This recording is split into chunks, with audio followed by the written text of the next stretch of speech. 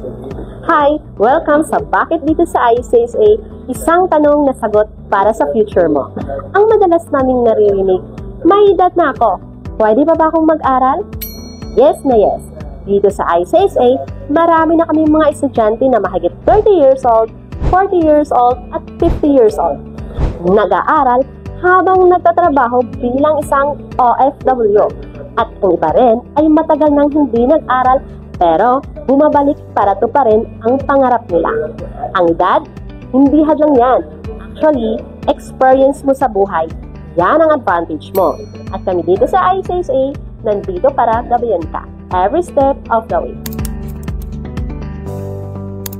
Akala namin huli na, pero ngayon may diploma na kami. Kung iniisip mong hindi mo na kaya, tandaan mo to. Hindi pa huli ang lahat para matuto at mangarap. Ang kailangan mo lang gawin ay simulan. Message us now para malaman kung anong course ang perfect para sa'yo. Don't forget to follow us for more inspiring videos every week at i-share mo ito sa kakilala mong gustong mag-aral ulit. Dito sa ICSA, your partner in success.